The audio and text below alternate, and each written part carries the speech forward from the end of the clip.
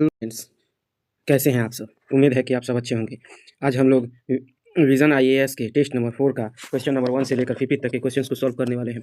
चलिए first number question से शुरू करते हैं। फर्स्ट नंबर क्वेश्चन दिया है कि पार महाद्वीपीय रेल मार्ग और उनसे जुड़े शहरों के संदर्भ में विचार करना है। अर्थात विश्व के जितने भी बड़े-बड़े रेल मार्ग हैं, उनसे जुड़े शहरों के संदर्भ में पूछा जा रहा है। तो इसमें सबसे पहले नंबर क्वेश्चन दिया है, पार साइबेरियन रेल मार्ग जो है मॉस्को और बीजिंग को जोड़ता है जी। इसमें दे रहा है पार साइबेरियन रेलवे मॉस्को और बीजिंग को जोड़ता है, इस पर विचार कीजिए। और दूसरा नंबर है कैनेडियन रेल मार्ग वैंकूवर और हैलिफैक्स को जोड़ता है, इस पर भी विचार करने वाला बात है। और तीसरा नंबर दे रहा है संघ और प्रशांत रेल मार्ग न्यूयॉर्क शहर और सैन फ्रांसिस्को को जोड़ता है। तो ये पहले देखिए, पार साइबेरियन रेल मार्ग या मॉस्को को बीजिंग से नहीं जोड़ता है, बल्कि मॉस्को को कैलिनिनग्राड से जोड़ता है। तो अर्थात यह गलती हो जाएगा। अर्थात पश्चिम से लेकर रूस के पश्चिमी भाग से लेकर पूरब तक जोड़ता है, अर्थात पूरे रूस से होकर गुजरता है पार साइबेरियन रेल मार्ग। दूसरा नंबर है पार कैनेडियन रेल मार्ग जो है वैंकूवर को हैलिफैक्स से जोड़ता है, तो एकदम सही है। दूसरा नंबर सही है। तीसरा नंबर दे रहा है संघ और प्रशांत रेल मार्ग न्यूयॉर्क शहर और सैन फ्रांसिस्को को जोड़ता है, तो यह भी सही है। अर्थात इसमें दो ऑप्शन सही है, तो यहाँ पर केवल दो ही सही हैं, तो ए और बी सही हो जाएगा। अब क्वेश्चन नंबर 2 देख लेते हैं। क्वेश्चन नंबर 2 दे रहा है कि भारत में सिंचाई प्रणालियों के संदर्भ में विचार करना है। सिंचाई प्रणाली में क्या दे रहा है जी? तो पार सिंचाई प्रमुख परियोजनाओं में सतही और भौम जल दोनों ही स्रोत होते हैं। प्रमुख परियोजनाओं में सतही और भौम जल दोनों स्रोत होते हैं। तो क्या सही है? तो हाँ, एकदम सही है कि प्रमुख परियोजना नहीं है, सही नहीं है कि दोनों जुड़े होते हैं, सतही और भौम जल। और दूसरा नंबर है ड्रिप सिंचाई, स्प्रे या माइक्रो स्प्रिंकलिंग सिंचाई और बबलर सिंचाई विधियों की फरो सिंचाई प्रणाली से संबंधित है, तो यह भी गलती है, कैसे कि फरो से ये जुड़े नहीं हैं। यहाँ पर दे रहा है ड्रिप स्प्रे और माइक्रो इरिगेशन, तो फरो से संबंधित है, लेकिन बबलर नहीं है, इसीलिए दूसरा नंबर गलती हो जाएगा। अर्थात ए और बी दोनों गलती है, तो इसमें ऑप्शन नंबर ए और बी दोनों गलती है, तो यहाँ पर ऑप्शन नंबर डी सही हो जाएगा। ऑप्शन नंबर डी सही हो जाएगा। अब देख लेते हैं क्वेश्चन नंबर 3। क्वेश्चन नंबर 3 में हम लोग देख लेते हैं क्या दिया है। हाल ही में हुए अध्ययन, इसमें सही पूछा जा रहा है। इसमें क्या पूछा जा रहा है जी?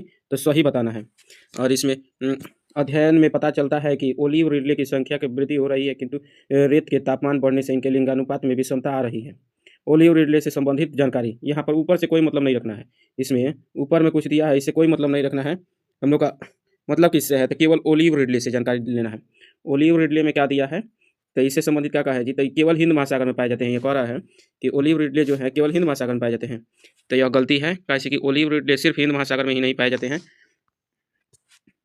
ओलिव रिडले पूरे संपूर्ण उष्णकटिबंधीय महासागरों में पाए जाते हैं, जिसमें प्रशांत, अटलांटिक, हिंद सब में आ जाएगा। और दूसरा नंबर कह रहा था, ये तो गलती हो गया। दूसरा नंबर कह रहा है ये सर्वहारी होते हैं, यह तो सही है कि ये सर्वहारी होते हैं। तीसरा नंबर दे रहा है यह जो है आईयूसीएन रेड लिस्ट के क्रिटिकली इंडेंजर्ड में शामिल है, तो क्या यह सही है? क्रिटिकली इंडेंजर्ड नहीं है, ये गलती है, कैसे कि ये वल्नरेबल है, ना कि क्रिटिकली इंडेंजर्ड। अर्थात एक ही तो सही है, सही पूछ रहा है, तो पहला ही सही हो जाएगा जी। अब देख लेते हैं क्वेश्चन नंबर 4। क्वेश्चन नंबर 4 देख लेते हैं। हाल ही में सुर्खियों में 4 नंबर में क्या दिया है जी? पूरा क्वेश्चन ज्ञान भारतम मिशन के संदर्भ में पूछ रहा है। ज्ञान भारतम मिशन क्या है? तो ज्ञान भारतम मिशन जो है, यह तो याद फैक्चुअल चीज़ के जैसा है, कैसे कि ये याद करने वाला लगभग है। ज्ञान भारतम मिशन यह क्या करेगा? तो प्राचीन भारतीय ज्ञान प्रणाली और परंपरागत ज्ञान का दस्तावेजीकरण करेगा। अर्थात जितने भी पूरा प्राचीन ग्रंथ और अभिलेख है, उन सब का डिजिटलीकरण, दस्तावेज बना दिया जाएगा, डिजिटल दस्तावेज बना दिया जाएगा, ताकि वे नष्ट भी हो जाए तभी उनकी मेमोरी बनी रहे हमारे पास। इसीलिए यही ज्ञान भारतम मिशन का लक्ष्य है। अब इसके बाद से देख लेते हैं क्वेश्चन नंबर 5। क्वेश्चन नंबर 5 दे रहा है, क्वेश्चन नंबर 5 ओपियोइड के संदर्भ में पूछ रहा है। सुर्खियों में रहने वाला पद ओपियोइड के संदर्भ में पूछ रहा था। ओपियोइड तो हम लोग को पता ही है। ओपियोइड मतलब वैसे मतलब कि यही कहते हैं, दर्द निवारक संबंधी विकारों के उपचार हेतु इस्तेमाल किए जाने वाली दवाओं में का वर्ग है ओपियोइड, जिसको अफीम कहते हैं। अफीम से ये दर्द निवारक दवा बनता है और उपचार की जाने वाली दवा बनता है। दर्द निवारक दवा किससे बनता है? तो अफीम से। तो ओपियोइड का संबंध किससे है? तो अफीम दर्द निवारकों से। और क्वेश्चन नंबर 6 इसमें बोल रहा है, अब 6 नंबर यहाँ पर क्वेश्चन दे रहा है। 6 नंबर क्वेश्चन दे रहा है, क्या दे रहा है जी? तो बोल रहा है कि सबसे पहले पूछ कर रहा है, भार ह्रास वाले कच्चे माल आधारित उद्योग हैं। भार ह्रास वाले कौन से कच्चे माल आधारित उद्योग हैं जी? तो इसको देखना है। तो सबसे पहले दे रहा है एल्युमिनियम प्रगलन संयंत्र। तो भार ह्रास का अर्थ क्या होता है? तो अर्थात कच्चा माल लिए 50 किलो और उसको फाइनल प्रोडक्ट में जब परिवर्तित किए तो निकला 5 किलो, अर्थात कितना का ह्रास हुआ, 45 किलो ह्रास चला गया। तो इसी को भार ह्रास उद्योग कहते हैं। तो ऐसा कौन सा उद्योग है जी? तो एल्युमिनियम जो है कि है यह भी है। यह भार ह्रास ही मतलब कि पहले सबसे पहले अयस्क निकलता है, क्विंटल का क्विंटल निकलता है, उसको करने पर उसका उपयोग करने पर उसका शोधन करने पर मात्र 1/6 ही प्राप्त होता है, अर्थात 60 किलो अगर अयस्क निकालते हैं तो 6 किलो एल्युमिनियम की प्राप्ति होती है। और कागज विनिर्माण उद्योग तो यह भी है, कैसे कि हजारों किलो लकड़ी को हजारों किलो लकड़ी से मतलब कि कुछ ही किलो कागज प्राप्त होता है। और तीसरा नंबर है चाय प्रसंस्करण उद्योग। तो इसमें भी है, पत्तियाँ क्विंटल के क्विंटल तोड़ी जाती है, तो उससे मतलब कि 1 क्विंटल अगर चाय की पत्ती तोड़ी जाती है तो लगभग 30 से 35 किलो ही या अधिकतम 50 किलो तक चाय बन पाता है। और तीसरा नंबर दे रहा है वस्त्र परिधान उद्योग। तो यह नहीं है, कहाँ है जी? तो जितना कपास हम लोग तैयार करते हैं उतना के आसपास उतना वजन का ही कपड़ा बनता है, थोड़ा बहुत इधर उधर गर्दे में निकल जाता है, फिर भी हमारा इतना सब है कि भार ह्रास में नहीं आता है, यह मूलभूत उद्योग में आ जाता है। तो यहाँ पर 3 गो ऑप्शन सही है, तो यहाँ पर ए बी केवल बी नंबर सही होगा, केवल 3 ऑप्शन सही है। अब देख लेते हैं क्वेश्चन नंबर 7। क्वेश्चन नंबर 7 दिया हुआ है, क्वेश्चन नंबर 7 दिया हुआ है कि का दिया हुआ है जी। क्वेश्चन नंबर 7 है,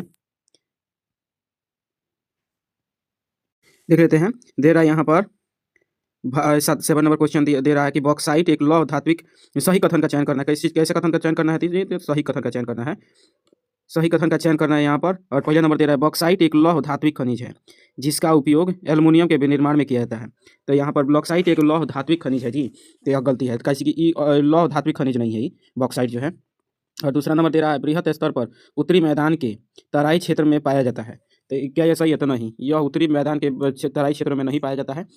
तराई क्षेत्र में तो ये तो थोड़ा सा भी जो भी ज्योग्राफी पढ़ा हुआ तो देख जाएगा कि तराई क्षेत्र में तो कोई भी लौह अयस्क या फिर कोई भी खनिज पदार्थ पाया ही नहीं जाता है, पाया भी जाता है तो बहुत कम। तो यहाँ पर बॉक्साइट कैसे पाया जाएगा? तो यह गलती हो जाएगा, तराई क्षेत्र में कभी नहीं पाया जाता। तो यहाँ पर ना तो ए सही है ना तो बी, यहाँ पर डी नंबर ऑप्शन सही हो जाएगा। अब देख लेते हैं क्वेश्चन नंबर 8। क्वेश्चन नंबर 8 में क्या दे रहा है जी?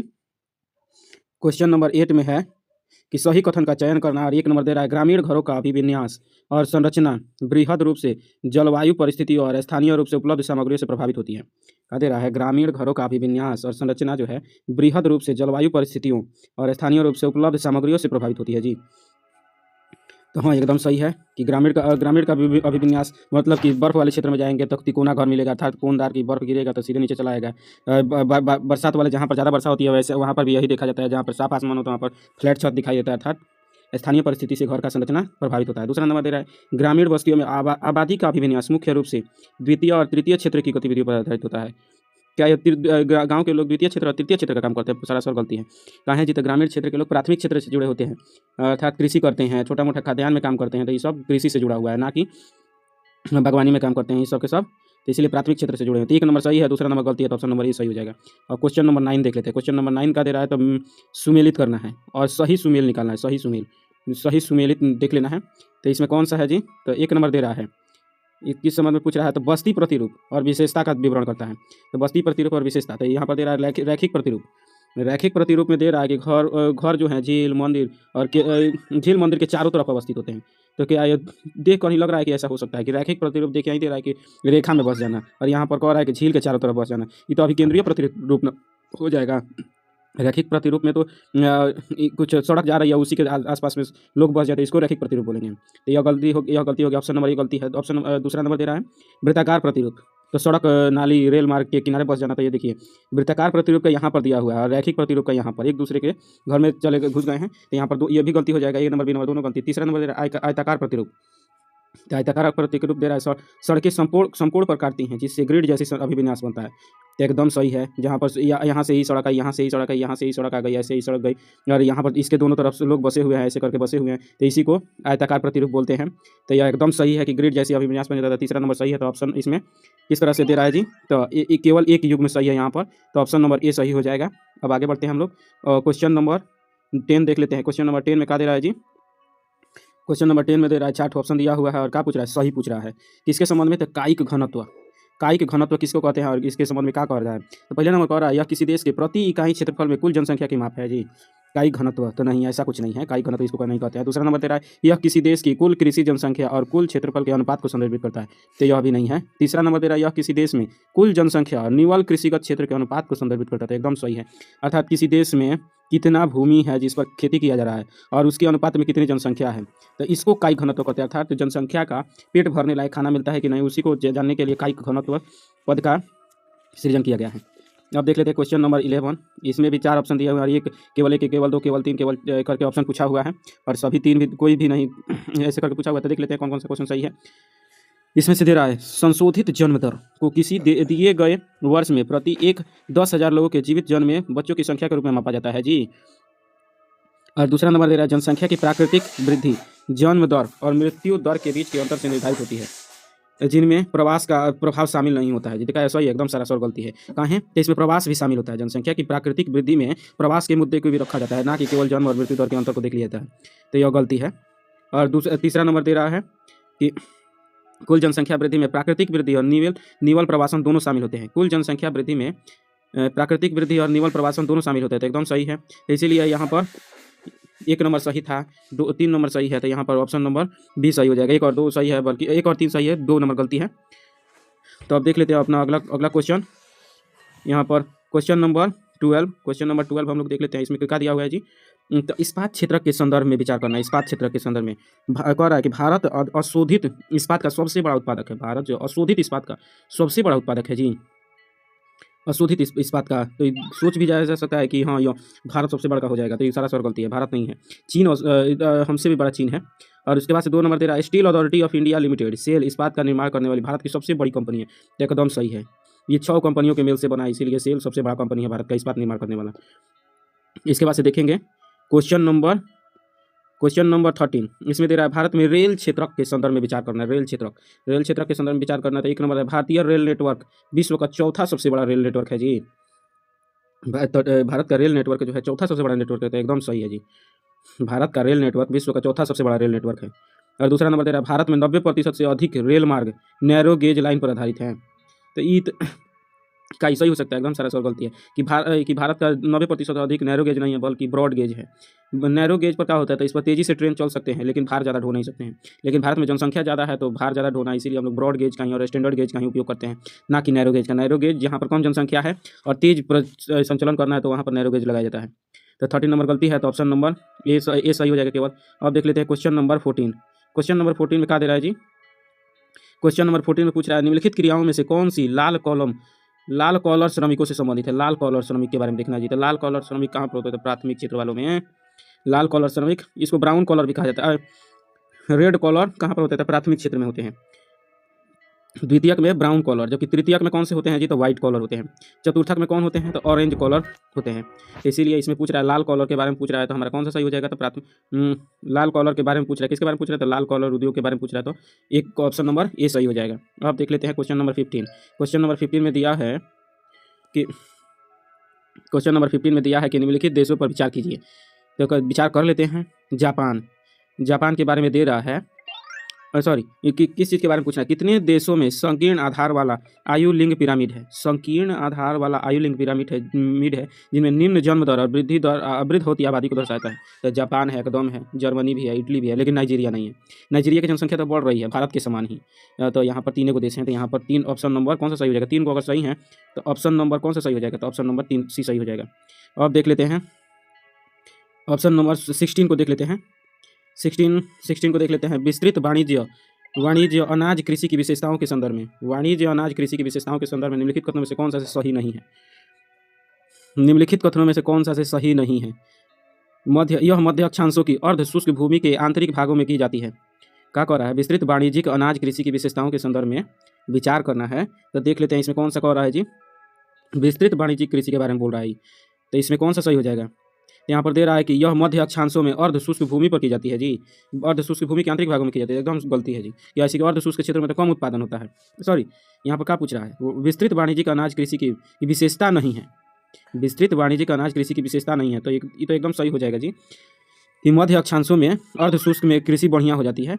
और दूसरा नंबर दे रहा है इसकी मुख्य फसल गेहूँ है, हालांकि अन्य फसलें मक्का, जौ, जई, राई भी बोई जाती है, तो एकदम यह भी सही है। और तीसरा नंबर दे रहा है इस कृषि में खेतों का आकार बहुत बड़ा होता है, इसलिए जुताई से लेकर कटाई तक सभी कृषि मतलब सभी सभी कार्य यंत्रों से किए जाते हैं। तो यह भी सही है, विस्तृत कृषि के परिभाषा के अंतर्गत यह भी आता है।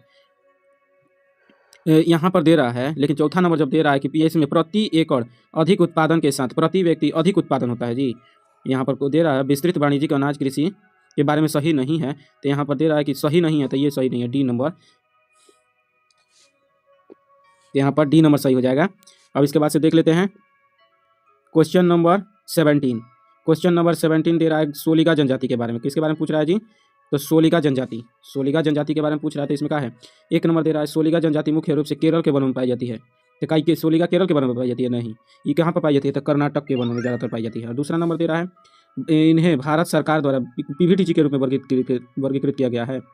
तो यह एकदम ये भी गलती है, काहे से कि इन्हें सॉरी ये सही है, ये सही है जी कि इन्हें पीवीटीजी के रूप में वर्गीकृत किया गया है और ये शहद इकट्ठा करते हैं और वनों के ही उत्पादों पर निर्भर रहते हैं। तो यह सही है। और तीसरा नंबर दे रहा है इसे स्थानीय भाषा में बांस के बच्चे कहा जाता है। तो नहीं, यह गलती है, कैसे इनको बाघ का बच्चा कहा जाता है, ना कि बांस के बच्चे। तो यहाँ पर ए ऑप्शन नंबर केवल एक सही है, 2 नंबर सही है, तो यहाँ पर केवल ऑप्शन ए सही हो जाएगा। अब इसके बाद से देख लेते हैं क्वेश्चन नंबर 18। ये काफ़ी लंबा क्वेश्चन है, लंबा क्वेश्चन नहीं है। अब देख लेते हैं स्टेटमेंट 1 एवं 2 दे रहा है। तो इसमें क्या दे रहा है, अंतर्राज्यीय ग्रामीण क्षेत्रों से ग्रामीण प्रवासन में अंतर्राज्यीय ग्रामीण से ग्रामीण प्रवासन में महिला प्रवासियों की संख्या सर्वाधिक है। ग्रामीण से ग्रामीण प्रवासन में महिला प्रवासियों की संख्या सर्वाधिक है जी, महिला प्रवासियों की संख्या सर्वाधिक है। अंतर्राज्यीय ग्रामीण से ग्रामीण प्रवासन में महिला प्रवासियों की संख्या सर्वाधिक है जी। तो एकदम सही है ये एकदम सही है कि अंतर्राज्यीय ग्रामीण से ग्रामीण प्रवासन में महिलाओं की सर्वाधिक संख्या है। लेकिन दूसरा नंबर जब दे रहा है कि महिला प्रवासन के मुख्य कारण काम और रोजगार है, तो क्या काम और रोजगार के कारण महिलाएं एक राज्य से दूसरे राज्य में जाती है? तो नहीं, ये गलती है। कैसे कि एक राज्य से दूसरे राज्य में महिलाओं के जाने का सबसे प्रमुख कारण है विवाह, वैवाहिक संबंधों के कारण महिलाएं एक राज्य से दूसरे राज्य में चली जाती हैं। तो यहाँ पर ऑप्शन नंबर सी सही है, एक नंबर सही है लेकिन दूसरा नंबर गलती है। अब इसके बाद से question number 19 question number question है। इसमें दे रहा है मानव विकास के लिए क्षमता उपागम का सर्वोत्तम वर्णन करता है। मानव विकास के लिए क्षमता उपागम का सर्वोत्तम वर्णन कौन करता है जी? तो स्वास्थ्य, शिक्षा जैसी सेवाओं पर उच्च सरकारी व्यय क्या कर रहा है, क्षमता उपागम का सर्वोत्तम वर्णन करता है।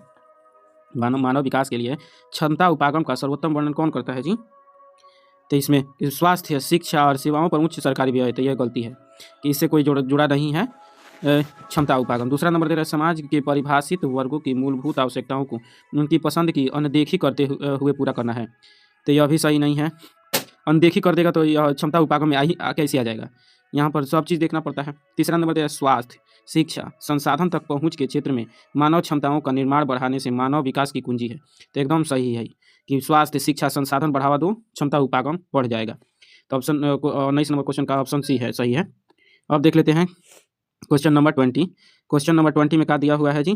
क्वेश्चन नंबर 20 में है कृषि प्रथा और देश, मतलब कि झूम कृषि भारत में कहा जाता है। पूर्वोत्तर क्षेत्र में जो झूम कृषि, एक जगह से कृषक एक जगह से वन काटते हैं और खेती करते हैं और उसके बाद से कुछ साल बाद दूसरी जगह चले जाते हैं, इस तरह का स्थानांतरित कृषि विश्व भर में होता है। इसमें से पहला इसी को प्रथा का मिलान करना मिल्पा दे रहा है, मध्य अमेरिका में होता है। तो एकदम सही है, मध्य अमेरिका में मिल्पा कृषि होता है। लद्दाख कहाँ पर होता है? तो मलेशिया में। जबकि यहाँ पर दे रहा है तोंगिया कहाँ पर दे रहा है? श्रीलंका में। तो श्रीलंका में तोंगिया होता है जी? तो एकदम सरासर गलती है, कैसे कि श्रीलंका में तोंगिया नहीं होता है। अब देख लेते हैं, तो यहाँ पर केवल 1 और 2 सही है, अर्थात केवल ऑप्शन नंबर बी सही हो जाएगा। अब देख लेते हैं क्वेश्चन नंबर 21। क्वेश्चन नंबर 21 हम लोग देख लेते हैं। इसमें दे रहा है निम्नलिखित युग्मों पर विचार कीजिए। तो विचार कर लेते हैं हम लोग। अर्थात खनन क्षेत्र और संबंध खनिज, अर्थात किस खनन क्षेत्र में कौन सा खनिज मिलता है? चुकविक माटा में कौन सा खनिज मिलता है जी? तांबा, एकदम सही है। और दूसरा नंबर है कालगुरली कहाँ पर है जी? तो ऑस्ट्रेलिया में है। और यहाँ पर चुकीकुमाटा कहाँ पर है? तो दक्षिण अमेरिका में है। और कालगुरली सोना के लिए प्रसिद्ध है, तो एकदम सही है। और तीसरा नंबर दे रहा है यूटा जो है हीरा के लिए प्रसिद्ध है जी। यूटा जो कि उत्तर अमेरिका में है, क्या हीरा के लिए प्रसिद्ध है? तो नहीं, यह जो है यूरेनियम के लिए प्रसिद्ध है, ना कि हीरा के लिए। तो एकदम यहाँ पर 1 और 2 सही है, इसीलिए ऑप्शन नंबर 21 का बी नंबर सही हो जाएगा। अब देख लेते हैं क्वेश्चन नंबर 22 देख लेते हैं। क्वेश्चन नंबर 22 है। क्वेश्चन नंबर 22 का दे रहा है जी, तो निम्नलिखित क्रियाओं पर विचार कीजिए। इसमें दे रहा है कौन से पंचक क्रियाकलाप माने जाते हैं? पंचक क्रियाकलाप किसको कहा जाता है जी? तो पंचक क्रियाकलाप जैव प्रौद्योगिकी और वैज्ञानिक अनुसंधान को पंचक क्रियाकलाप माना जाता है। और दूसरा नंबर दे रहा है खाद्य प्रसंस्करण को पंचक क्रियाकलाप में रखा जाता है, तो नहीं, कैसे कि जल्दी जल्दी खराब हो जाता है, इसका कोई ठौर ठिकाना नहीं है, इसीलिए इसको खाद्य प्रसंस्करण को पंचक क्रियाकलाप में नहीं रखा जाता है। तीसरा नंबर दे रहा है सरकारी नीति में निर्णय निर्माण। सरकारी नीति में निर्णय निर्माण यह एकदम जुड़ा हुआ है, पंचक क्रियाकलाप से जुड़ा हुआ है। और ऑप्शन नंबर 4 में विश्वविद्यालय में अध्यापन, विश्वविद्यालय में अध्यापन एकदम जुड़ा हुआ है ये जी। तो यहाँ पर 1, 3 और 4 नंबर, 1 नंबर, 3 नंबर और 4 नंबर ऑप्शन सही है। अब देख लेते हैं क्वेश्चन नंबर 23। क्वेश्चन नंबर 23 के बारे में पढ़ लेते हैं। तो इसमें शिशु लिंगानुपात के संदर्भ में विचार करने को बोल रहा है, तो विचार कर लेते हैं। शिशु लिंगानुपात कह रहा है जनगणना 2001 के आंकड़ों की तुलना में 2011 में शिशु लिंगानुपात में सुधार हुआ था जी। का 2001 की तुलना में 2011 में शिशु लिंगानुपात में सुधार हुआ था, एकदम सरासर गलती है, सुधार नहीं हुआ था, अब सुधार हो रहा है, 2011 के बाद से सुधार हो रहा है। अब देख लेते हैं बी नंबर का दिया हुआ है, तो हरियाणा और पंजाब में शिशु लिंगानुपात राष्ट्रीय औसत से अधिक है, तो मतलब कि यह का सही एकदम सरासर गलती है, कैसे कि पंजाब और हरियाणा में तो सबसे कम लिंगानुपात है, लिंगानुपात औसत राष्ट्रीय औसत से सबसे कम है हरियाणा और पंजाब में। तो यहाँ पर ऑप्शन नंबर डी सही हो जाएगा। कौन सा ऑप्शन सही हो जाएगा? तो डी नंबर से ऑप्शन सही हो जाएगा। अब देख लेते हैं क्वेश्चन नंबर 24। इसमें बोल रहा है indirect prompt injection. Indirect prompt injection पद का कभी कभी सुर्खियों में उल्लेख दिखाई देता है, और तो किस संदर्भ में यह उपयोग होता है जी? Indirect prompt injection, indirect prompt injection जो है इसमें किस संदर्भ में दिखाई देता है जी? तो एक साइबर सुरक्षा भेद्यता है। इनडायरेक्ट प्रॉम्प्ट इंजेक्शन जो है साइबर सुरक्षा भेद्यता है, जिसमें बाह्य डेटा AI जनरेटेड प्रतिक्रियाओं में हेर फेर करता है। तो इनडायरेक्ट प्रॉम्प्ट इंजेक्शन यही है कि एक साइबर सुरक्षा भेद्यता है जिसमें बाह्य डेटा जो है AI जनरेटेड प्रतिक्रियाओं में हेर फेर करता है, अर्थात साइबर अटैक है एक प्रकार का। इनडायरेक्ट प्रॉम्प्ट इंजेक्शन AI के माध्यम से हेर फेर किया जाता है। अब देख लेते हैं क्वेश्चन नंबर 25 दे रहा है। क्वेश्चन नंबर 25 इसमें पर्यावरण कार्यकर्ताओं ने कैस्पियन सागर में तेजी से घटते जल स्तर पर चिंता व्यक्त की। पर्यावरण कार्यकर्ताओं ने कैस्पियन सागर में तेजी से घटते जल स्तर पर चिंता व्यक्त की। और दूसरा नंबर दे रहा है निम्नलिखित देशों में से किसकी सीमा कैस्पियन सागर से लगती है, अर्थात कैस्पियन सागर से कौन कौन सा देश लगता है जी? तो कजाकिस्तान लगता है, अजरबैजान भी लगता है, ईरान भी लगता है, मात्र 3 देश लगते हैं। ईरान जो है नहीं लगता है, और ना तो अफगानिस्तान कैस्पियन सागर से टच करता है। तो यहाँ पर 1, 3 और 4 ही टच करते हैं इसी से। तो यहाँ पर ऑप्शन नंबर सी डी दिया भी है कि डी नंबर सही हो जाएगा। अब देख लेते हैं क्वेश्चन नंबर 26। क्वेश्चन नंबर 26 में क्या दे रहा है जी? तो क्वेश्चन नंबर 26 में है भारत के उच्चतम न्यायालय ने दोषी व्यक्तियों की दंडादेश के परिहार की सरकार की शक्ति के बारे में निर्देश जारी किया है। इस संदर्भ में भारतीय संविधान में परिहार से संबंधित निम्नलिखित कथनों पर विचार कीजिए। भारतीय संविधान में परिहार से संबंधित कथनों पर विचार करना है, तो कर लेते हैं विचार। परिहार किसको कहते हैं? तो संविधान के तहत राष्ट्रपति और राज्यपाल दोनों के पास परिहार की शक्ति है। क्या ये सही है जी? ये दोनों के पास परिहार की शक्ति है, तो एकदम सही है कि परिहार राष्ट्रपति और राज्यपाल दोनों दे सकते हैं। दूसरा नंबर कह रहा है राज्य सरकार भी सशर्त या बिना किसी शर्त के दंडादेश का निलंबन या परिहार कर सकती है, तो राज्य सरकार भी कर सकती है जी। ऐसा विधान है कि राज्य सरकारें भी किसी सजा को रोक सकती हैं। तो इसके बाद 26 नंबर क्वेश्चन का ए और दो दोनों सही है, तो ऑप्शन नंबर सी सही हो जाएगा। अब देख लेते हैं क्वेश्चन नंबर 27। क्वेश्चन नंबर 27 देख लेते हैं हम लोग। का दिया मानव गरीबी सूचकांक की गणना करते समय निम्नलिखित पैरामीटर या पैरामीटरों में से कौन सा से ध्यान में रखना है? मानव गरीबी सूचकांक के संदर्भ में कौन सा बात है जो कि ध्यान रखने योग्य है?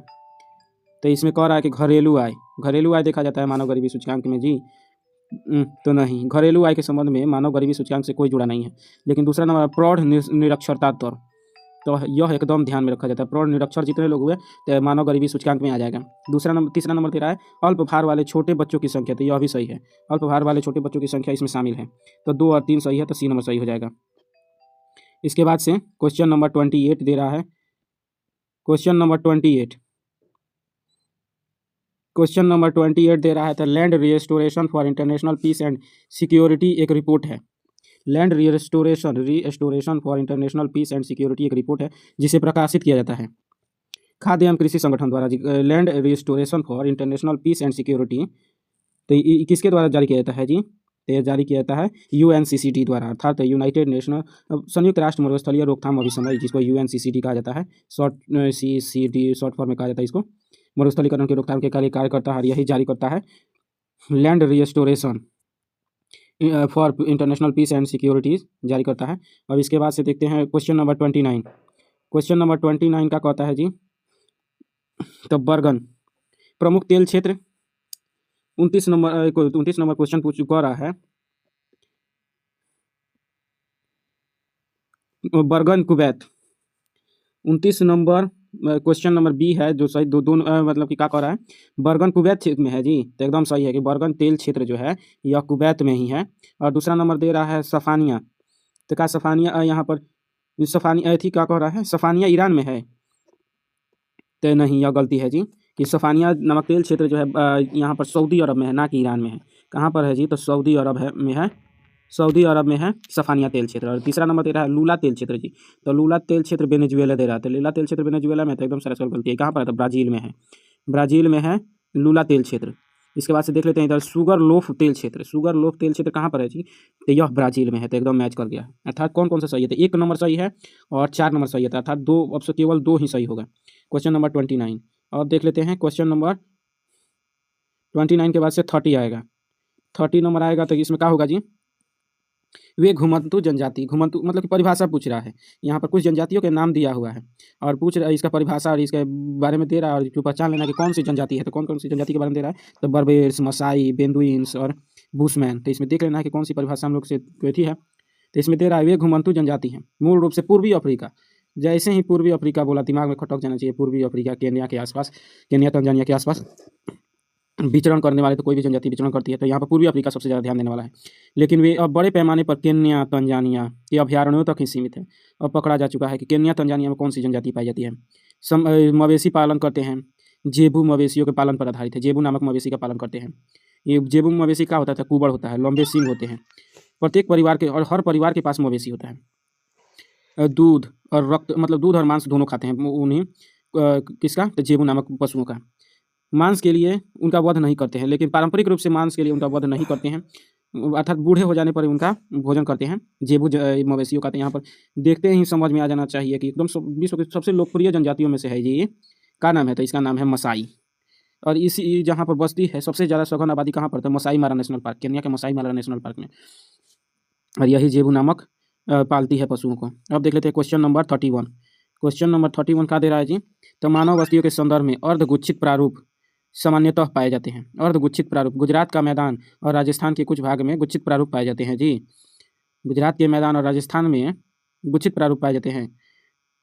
तो यहाँ पर क्या ये सही है, तो हाँ एकदम सही है कि राजस्थान अर्धगुच्छित प्रारूप सामान्यतः गुजरात के मैदान और राजस्थान के कुछ भागों में पाए जाते हैं। यहाँ पर गुच्छित प्रारूप यहाँ पर दे रहा है कि पूर्वोत्तर राज्यों में, तो एकदम वहाँ पर कहाँ से गुच्छित प्रारूप पाया जाता है, तो अर्धगुच्छित प्रारूप पाया जाएगा। केरल के तटीय क्षेत्रों में भी नहीं है, हिमालय के निचले भागों में तो और नहीं हो सकता है, सिर्फ गुजरात के मैदान और राजस्थान में अर्धगुच्छित प्रारूप पाया जाता है। अब क्वेश्चन नंबर 32 देख लेते हैं। क्वेश्चन नंबर 32 देख लेते हैं, तो इसमें क्या दिया हुआ है जी, किरीट छिद्रों जिसको सोलर कोरोनल होल्स कहते हैं, किरीट छिद्र या सोलर कोरोनल होल्स, किरीट छिद्र सोलर कोरोनल होल्स कहा जाता है इसको। 32 नंबर में, तो इसमें क्या दे रहा है कि एक चुंबकीय क्षेत्र खुला होना चाहिए, तो यही सही है जी। इसमें कोरोनल होल्स के बारे में दे रहा है जहाँ पर सूर्य जो है यहाँ पर चारों तरफ से रोशनी निकलती रहती है, लेकिन मतलब कि सूर्य की किरणें निकलती रहती है, लेकिन इसमें कुछ ऐसे क्षेत्र होते हैं जहाँ पर उच्च चुंबकीय क्षेत्र हो जाने के कारण यहाँ पर से प्रकाश कम निकलता है, तो इसीलिए इसको एक चुंबकीय खुला क्षेत्र कहते हैं। तो इसके बाद से इसको सौर किरीट छिद्र बोलते हैं, जहाँ से उच्च चुंबकीय क्षेत्र होता है जिसके कारण किरणों का आगमन कम हो जाता है। अब देख लेते हैं क्वेश्चन नंबर 33। क्वेश्चन नंबर 33 के बारे में देख लेते हैं। क्वेश्चन नंबर 33, भारत में मैग्नीज के संदर्भ में विचार करना है, मैग्नीज के संदर्भ में विचार करना है।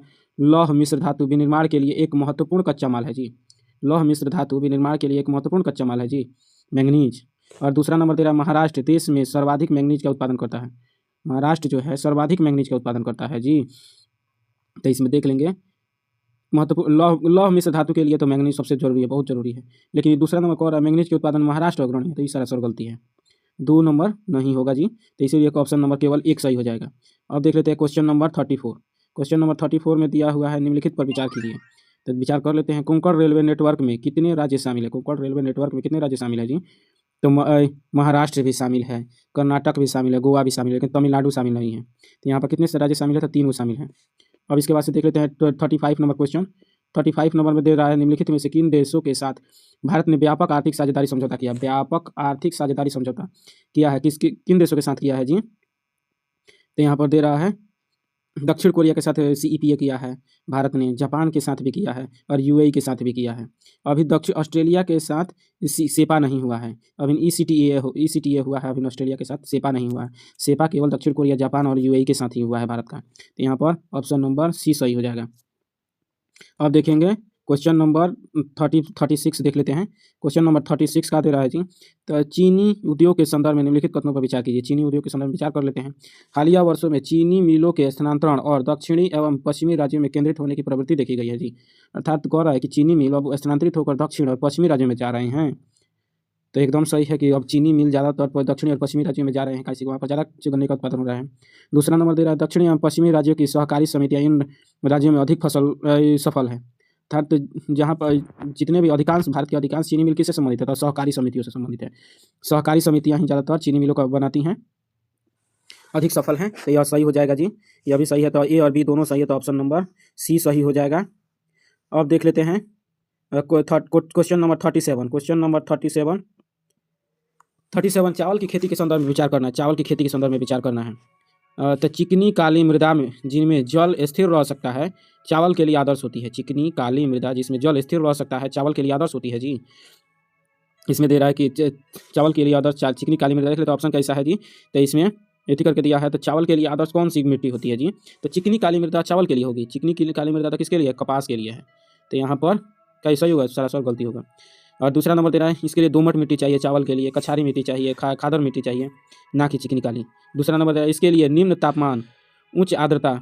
अब देख कर बताइए कि चावल के लिए निम्न तापमान चाहिए जी, एकदम ये भी गलती है कि निम्न तापमान इसके लिए नहीं चाहिए, इसके लिए उच्च तापमान और उच्च आर्द्रता चाहिए। और तीसरा नंबर दे रहा है, देश के कुल फसली क्षेत्र का लगभग 1/4 भाग, मतलब कि देश में जितना भी फसल बोया जाता है उसका 25% पर चावल का उत्पादन होता है। एकदम सरासर सही है, तो 3 नंबर सही हो जाएगा। तो यहाँ पर देख लेते हैं ऑप्शन में 3 दिया है कि नहीं, तो हाँ ऑप्शन में 3 नंबर दिया है कि 3 नंबर हमारा सही हो जाएगा। अब देख लेते हैं क्वेश्चन नंबर 38। क्वेश्चन नंबर 38 देख लेते हैं और 2 ऑप्शन देख लेते हैं। इसमें क्या पूछ रहा है, तो शुष्क भूमि कृषि के संदर्भ में विचार करना है। इसके संदर्भ में जी, तो शुष्क भूमि कृषि के संदर्भ में वो यह मुख्यतः उन क्षेत्रों तक सीमित है जहाँ वार्षिक वर्षा 25 सेंटीमीटर से कम होती है जी। कह रहा है शुष्क भूमि कृषि जहाँ पर वार्षिक वर्षा 25 सेंटीमीटर से कम होती है उसको शुष्क क्षेत्र कहते हैं।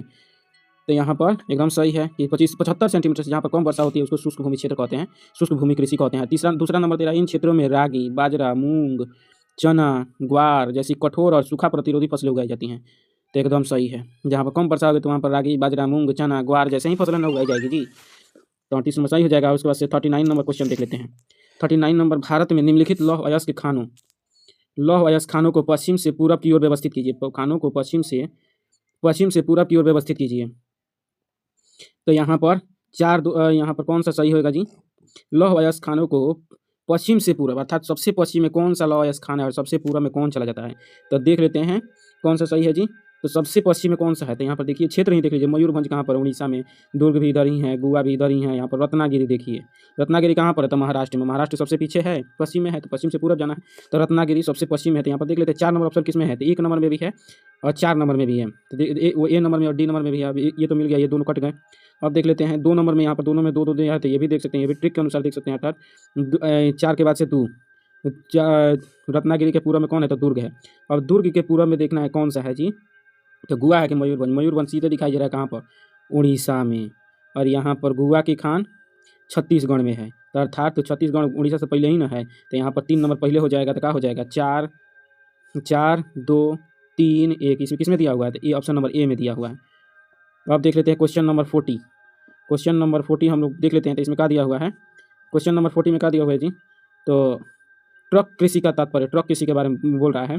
दूरस्थ बाजारों में आपूर्ति के लिए सब्जियों के बड़े पैमाने पर खेती की जाती है, ट्रक खेती। अर्थात ट्रक जैसे एक गाड़ी होता है जिसमें फसलों की खेती की जाती है और सब दूर दराज के क्षेत्रों में पहुंचाया जाता है। तो ट्रक कृषि की यही तो विशेषता है कि ट्रक कृषि में यही तो होता है कि दूर दराज की फसल के पहुँचाया जाता है। दूसरा नंबर दे रहा है, कारखाना कृषि में कारखानों में तैयार किए गए चारे, पशु चिकित्सा देखभाल के साथ नियंत्रित परिस्थितियों में मुर्गियों, मांस मवेशियों और पशुधन का गहन पालन किया जाता है। तो एकदम सही है। कारखाना कृषि का अर्थ है कि एकदम कारखाने के तौर पर, जिस तरह से कारखाने में उत्पादन किया जाता है वैसे ही नियंत्रित वातावरण में रखकर मवेशी, बकरी, कुक्कुट आदि को पालन किया जाता है और उनसे बेहतर उत्पादन लिया जाता है। तो 1 और 2 दोनों सही, तो ऑप्शन नंबर C सही हो जाएगा। इसके बाद से देख लेते हैं क्वेश्चन नंबर 41। क्वेश्चन नंबर 41 देख लेते हैं। तो imagine a world with more women in science, imagine a world with more women in science अभियान एक पहल है जी। तो किस चीज़ का पहल है जी? Imagine a world with more women in science किसका पहल है जी? तो ये है यूनेस्को की पहल है। Imagine a world with more women in science किसकी पहल है? तो यूनेस्को की पहल है। अब देख लेते हैं क्वेश्चन नंबर 42। क्वेश्चन नंबर 42 का दे रहा है जी। तो ये ऑप्शन नंबर कैसे दे रहा है? 3 ऑप्शन दिया है, इसमें दे रहा है 1 2 2 3 1 3 1 2 3। तो इसमें देख कर पढ़ लेना है और तब पॉज करके देख लेना है, बोला नहीं तब आंसर लिखना है। तो इसमें से पहला नंबर क्वेश्चन का दे रहा है जीवाश्म ईंधन जीवाश्म ईंधन भंडार के संदर्भ में विचार करना है। तो जीवाश्म ईंधन भंडार के संदर्भ में विचार कर लेते हैं। तो इसमें दे रहा है कच्चा पेट्रोलियम सामान्यतः अवसादी शैलों जिसमें तृतीय काल की चट्टानों में पाया जाता है जी। कच्चा पेट्रोलियम अवसादी तृतीय काल की चट्टानों में पाया जाता है। तो एकदम सही है कि तृतीय काल के चट्टानों में कच्चा पेट्रोलियम पाया जाता है। और दूसरा नंबर दे रहा है सेल गैस निष्कर्षण के लिए हाइड्रोलिक फ्रैक्चरिंग। सेल गैस कैसे निकलता है? तो हाइड्रोलिक फ्रैक्चरिंग की आवश्यकता होती है जिसमें उच्च मात्रा में जल की आवश्यकता होती है। इसमें क्या होता है? तो यहाँ पर चट्टानों में जब सेल गैस भरा रहता है और यहाँ पर छोटे छिद्र से बंद रहता है, पत्थरों से बंद रहता है, इसमें ड्रिलिंग की जाती है और उच्च दाब के साथ जल इसमें डाला जाता है।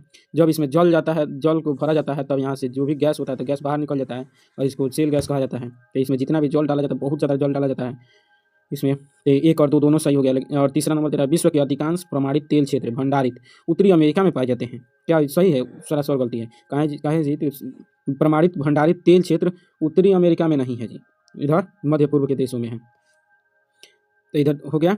कितना नंबर? 1 नंबर सही है, 2 नंबर सही है, 3 नंबर गलती है। तो यहाँ पर ऑप्शन नंबर ए ही दिया है, 1 और 2 सही है। अब देख लेते हैं क्वेश्चन नंबर 43 को। 43 में क्या दिया है? 43 में दे रहा है प्रायः सुर्खियों में रहने वाला शब्द पारस 2 है। पारस 2 का संबंध किससे जुड़ा हुआ है जी? तो पारस 2 का संबंध भौतिक अनुसंधान प्रयोगशाला द्वारा बहिर्ग्रहों का पता लगाने के लिए विकसित उच्च रिजोल्यूशन स्पेक्ट्रोग्राफ है। पारस 2 जो है भौतिक अनुसंधान प्रयोगशाला द्वारा बहिर्ग्रहों का पता लगाने के लिए विकसित उच्च रिजोल्यूशन स्पेक्ट्रोग्राफ है। तो यह सही है? तो यही हाँ एकदम सही है जी। तो इसमें क्या होता है? पारस वेधशाला भारत में बना है जिसमें क्या किया जाता है? तो बहिर्ग्रहों का पता लगाया जाता है उच्च रिजोल्यूशन क्षमता के साथ। और इधर से कोई मतलब नहीं है। अब देख लेते हैं क्वेश्चन नंबर 44। क्वेश्चन नंबर 44 देख लेते हैं। तो इसमें क्या दिया हुआ है? क्वेश्चन नंबर 44 में है बस्तियों के आकार के संदर्भ में विचार करना। बस्तियों का आकार एक बार हम लोग पढ़ चुके हैं, दोबारा फिर देख रहे हैं। दे रहा है 1 नंबर ग्रामीण बस्तियों के आकार, बस्तियों के आयताकार प्रतिरूप समतल क्षेत्रों और चौड़ी अंतर पर्वतीय घाटियों में पाए जाते हैं जी। ग्रामीण बस्तियों के आयताकार प्रतिरूप समतल क्षेत्रों या चौड़ी अंतर पर्वतीय घाटियों में पाए जाते हैं। तो इसमें यह सही है, ग्रामीण बस्ती ऐसे ही पाए जाते हैं, आयताकार प्रतिरूप होता है, चौड़ी अंतर पर्वतीय घाटियों में पाए जाते हैं। और इसके बाद से दूसरा नंबर है क्रॉस आकार की बस्तियाँ चौराहों पर होती हैं, अर्थात इधर से भी रोड जा रहा है, इधर से भी रोड जा रहा था, इसके इधर भी लोग बस गए, इधर भी लोग बस गए, इधर भी लोग बस गए, यहाँ पर भी तो क्या हो जाएगा? क्रॉस के जैसा है ना, तो इसीलिए क्रॉस आकार की बस्ती कहा जाता है। तो चौराहों के तरह के पास ही बस्ती होती है। तो 2 नंबर भी सही है। तो 44 का 1 और 2 दोनों सही है। तो 1 और 2 सही, सी नंबर ऑप्शन सही हो जाएगा। अब देख लेते हैं क्वेश्चन नंबर 45। 45 का कह रहा है प्रायः सुर्खियों में रहने वाला सामान्य कर परिहार जिसको नियम, सामान्य कर परिहार नियम जिसको गार कहते हैं। गार किसको कहते हैं जी? सामान्य परिहार नियम जिसको गार कहते हैं। इसका संबंध किससे है जी? तो कर से जुड़ा हुआ है, करों से जुड़ा हुआ है। इसमें दे रहा अंतर्राष्ट्रीय व्यापार से जुड़ा हुआ, तो ये सरासर गलती है। अंतर्राष्ट्रीय ऑनलाइन धोखाधड़ी से, तो ये भी नहीं होगा। यहाँ पर दे रहा नैतिक डेटा संग्रह, ये भी नहीं है। कर अपवंचन और एग्रेसिव टैक्स प्लानिंग पर अंकुश लगाने की देखरेख से है। गार लिखा हुआ है। गार का जो भी इकोनॉमिक्स पढ़ता है, पहले बहुत पॉपुलर क्वेश्चन है गार।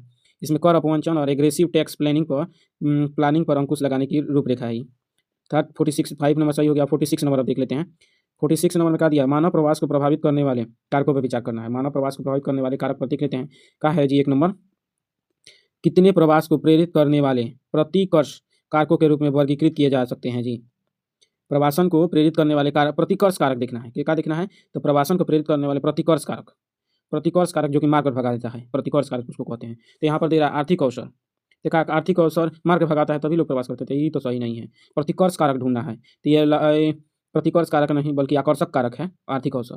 और दूसरा नंबर राजनीतिक अस्थिरता, जहाँ पर हमेशा युद्ध लगा रहता है तो वहाँ के लोग भागते हैं, तो डर के न भागते हैं, तो ये प्रतिकर्ष कारक है। तीसरा नंबर दे रहा प्राकृतिक आपदा, जहाँ पर हमेशा आपदा आती है रहती है, वहाँ से भी लोग भाग जाते हैं। जैसे देरा के लोग भाग कर इधर उधर बाढ़ वाले क्षेत्रों से भागकर लोग सूखे क्षेत्र में चले जाते हैं। तो चौथा नंबर तेरा कठोर जलवायु दशाएं, यह भी सही रहा है कि जहाँ पर ज़्यादा गर्मी पड़ती है वहाँ से लोग भागकर ठंडे क्षेत्र में चले जाते हैं। और 5वां नंबर तेरा बेहतर स्वास्थ्य सुविधाएं, तो बेहतर स्वास्थ्य सुविधा तो आकर्षक कारक है, ना कि प्रतिकर्षक कारक। तो 1 2 3 4 सही है, तो ऑप्शन नंबर केवल 3 सही हो जाएगा, अर्थात बी नंबर ऑप्शन सही हो जाएगा। 46 के बाद से 47 नंबर क्वेश्चन देख लेते हैं। 47 नंबर क्वेश्चन दिया हुआ है। 47 नंबर क्वेश्चन क्या दिया हुआ है जी? तो कौन से कारक है जो नगरीय संकुल के निर्माण में योगदान करते हैं? नगरीय संकुल के निर्माण में कौन-कौन से योगदान देते हैं जी? नगरीय केंद्रों में उच्च जनसंख्या घनत्व होता है। नगरीय संकुल के निर्माण में योगदान कौन-कौन देते हैं जी? तो उच्च जनसंख्या घनत्व 1 नंबर है। उच्च जनसंख्या घनत्व 1 नंबर है, सही है।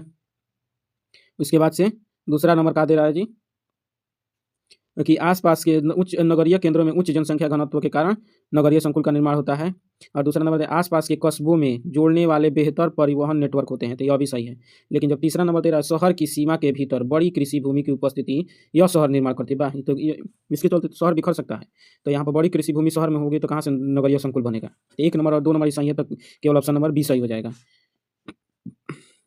और क्वेश्चन नंबर 48 देख लेते हैं। काफ़ी लंबा क्वेश्चन दिया है, इसमें 3 गो ऑप्शन दिया है और 3-4 इसमें ऑप्शन कितना दे रहा है? 1 2 2 3 1 3 और 1 2 3। तो देख लेते हैं कौन क्या-क्या सही है, क्या-क्या गलती है। तो यहाँ पर दे रहा है सौर क्रूड के संदर्भ में विचार करना। कहा जी? तो सौर क्रूड के संदर्भ में विचार करना। तो सौर क्रूड अर्थात सौर क्रूड में स्वीट क्रूड की तुलना में सल्फर की मात्रा अधिक होती है, जिससे इसे संसाधित करना अधिक कठिन होता है। सौर मतलब खट्टा और स्वीट मतलब मीठा। तो यहाँ पर खट्टा क्रूड ऑयल जो होता है वह मीठे क्रूड ऑयल से ज़्यादा सल्फर रखता है, तो एकदम सही है जी। और इसी के कारण इसे शोधित करना बड़ा कठिन हो जाता है। और यही सौर क्रूड ही भारत समेत एशिया में सर्वाधिक कहाँ पाया जाता है? तो सौर क्रूड मतलब खट्टा तेल ही पाया जाता है। और स्वीट क्रूड ऑयल कहाँ पर पाए जाते हैं ज़्यादातर? तो यह यूरोपीय क्षेत्र में। यहाँ पर पहला नंबर दे रहा था, एकदम सही है जी। सौर क्रूड में सल्फर ज़्यादा होता है, इसलिए संसाधित करना बड़ा महंगा हो जाता है। दूसरा नंबर दे रहा है सौर क्रूड में सल्फर की मात्रा अधिक होने के बावजूद यह कुशलतापूर्वक उच्च गुणवत्ता वाले गैसोलीन प्रदान करता है जी। तो ये एकदम गलती है। जहाँ पर सल्फर ज़्यादा है तो उच्च गुणवत्ता वाला गैसोलीन कैसे प्रदान कर देगा? और तीसरा नंबर दे रहा है वेनेजुएला सौर क्रूड का एक अग्रणी उत्पादक है, तो एकदम सही है। वेनेजुएला जो है सौर क्रूड का बहुत बड़ा उत्पादक है, तो इसीलिए ऑप्शन नंबर 1 और 3 सही है। कौन-कौन सही है? तो 1 और 3, तो इसीलिए ऑप्शन नंबर सी सही हो जाएगा। अब देख लेते हैं क्वेश्चन नंबर 49। क्वेश्चन नंबर 49 देख लेते हैं। क्वेश्चन नंबर 49 देख लेते हैं। भारत में कॉफ़ी उत्पादन के संदर्भ में विचार करना है। तो कह रहा है कृषि पश्चिमी घाट की उच्च भूमियों पर की जाती है।